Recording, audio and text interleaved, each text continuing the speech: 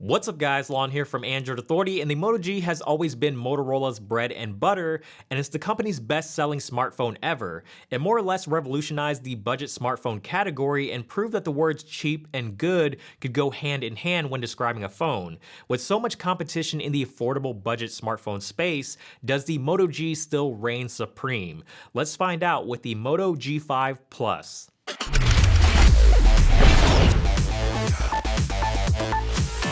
The Moto G line has never been about fancy bells and whistles. You won't find features like wireless charging, IP68 dust and water resistance, or dual cameras, but what the Moto G has always provided is a reliable, solid smartphone experience at an extremely affordable price, and for some people that's all they really want. This year's Moto G5 Plus starts at $229 for the 32GB model with 2GB of RAM, and for double the storage and double the RAM, that'll bump up the price to $299. It's pretty much the same price tier as last year's model, and each and every year you seem to get just a little bit more for that money. Remember when you didn't even get a wall adapter included in the box? The Moto G has definitely come a long way since then, and yes, some of this has to do with technology getting better and cheaper, but also because the competition in the budget space got a lot more fierce and probably forced Lenovo to step their game up, so to speak. It's got an all-new design, and instead of an all-plastic body with a removable back, the G5 Plus has a metal back with plastic sides, and the entire body is sealed together. This means no more color customizations with Moto Maker anymore, and you'll only have a couple of colors to pick from with the gold and the gray. The metal doesn't have the grip that you get from plastic of previous Moto Gs, but it does make the phone look and feel more high quality. The only thing that really cheapens the look of this phone is the fake chrome trim that surrounds the display and the metal backplate. We all remember the days when a ton of phones had fake chrome in an attempt to look more premium. It didn't work out all too well back then, and it doesn't work all too well on the G5 Plus here in 2017. It gets scratched up super easily and just conflicts with what is generally a pretty decent looking smartphone, although Moto Gs have never really been known for their looks anyways, so you may not even care. Just like the frame of the phone, the power button and volume rockers are also plastic, but they're still very tactile, and the power button has a ridged texture to make it easier to tell the buttons apart. Overall, the build quality is quite good, and even though the phone doesn't carry an IP rating, it does have a nano coating on the inside to protect the phone from the occasional spill.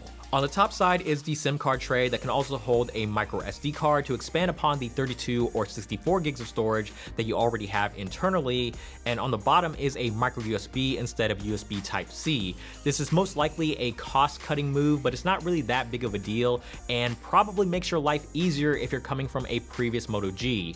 They did at least keep the headphone jack, which Motorola/Lenovo didn't do on the Moto Z. The phone does have NFC, but only on the international model, so you're pretty much out of luck with using services like Android Pay and other things that require NFC on the US version.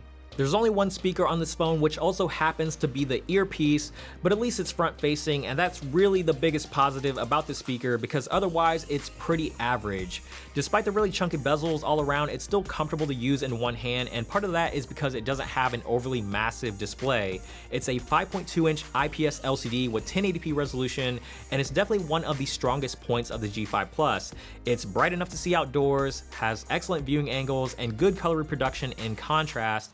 It's obviously not going to compare to a Quad HD or AMOLED screen, but it all comes back to the price, and considering that, it's a very good screen for the money. Sitting right below the display is the fingerprint reader, which does work quite well for unlocking the phone and can also put the phone back to sleep with a long press.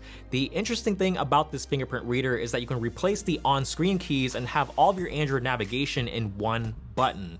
The one button navigation option will free up the entire display, and pretty much everything that you can do with the on-screen buttons has somehow been reconfigured into this button.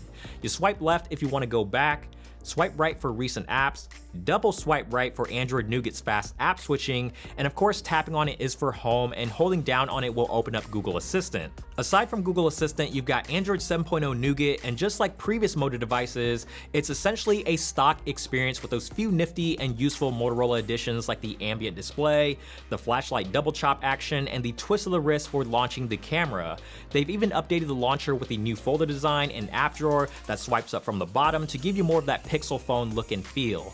The stock experience is a big plus, but don't buy into this phone thinking that updates will come quickly, because ever since the Lenovo acquisition, Moto's updates or the speed of them just aren't what they used to be. If you're looking for a phone that is a benchmarking beast, this is not going to be the phone for you, but it does perform very well in real-world use.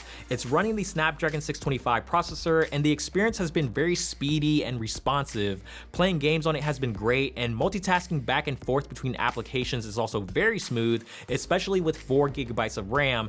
And although I haven't used the version with 2 GB of RAM, I'm not so sure I could say the same thing. One area where the Snapdragon 625 really comes into play is battery life.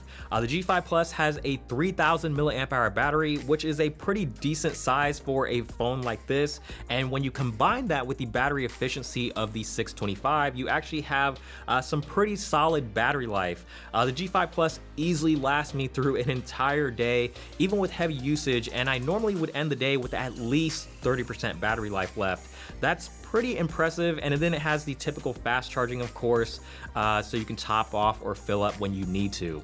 On the back, you've got a circle camera module that sticks out from the body and looks a lot like the one on the Moto Z, but the protruding camera on the Moto Z actually had a purpose and worked as an anchor point for the Moto mods, whereas the G5 Plus just has a camera bump for the sake of continuity, I suppose. The specs of the camera also sound really good on paper, but the quality of the photos are just average. It's a 12 megapixel camera with f1.7 aperture and a surprisingly large 1.4 micron pixel size, which should help out in low light despite not having OIS, but low light is the weakest point of this camera. The images really fall apart with very little detail and overexposes a lot and blows out highlights. You'll get much better results in daytime shooting, and with good lighting, you can get some great looking shots. Just don't expect this camera to compete with an expensive flagship, even if the specs of the camera may sound like it totally could. The Moto G5 Plus isn't without its flaws, of course, but considering the price that you're paying, they're definitely a lot more forgivable. It's a phone that just tries to be a good phone, and it does what it's supposed to do extremely well. It doesn't have any fancy tricks up its sleeve, but there are plenty of options for that if that's what you want from a phone. This is a phone made for the masses, and with a sub $300 price tag, it's hard to argue how good of a deal this phone is. Speaking of deals, if you're an Amazon Prime member, it's going to be even cheaper if you're willing to put up with lock screen ads. You won't find very many phones that are this good in this price category, and the G5 Plus proves once again that Moto is still the king of the budget space. As always, thank you guys so much for watching this video. I hope you enjoyed this review of the Moto G5 Plus. If you did, please give it a thumbs up down below, and also subscribe to the channel, which is also down below. And while you're down there, hit that notification bell as well so you don't miss out on our future videos. And check us out on social media, of course, Instagram, Twitter, Snapchat, Google+, all that good stuff will be linked down below. And feel free to follow me on Twitter as well. And as always, check out the website, AndroidAuthority.com, because we are your source for all things Android.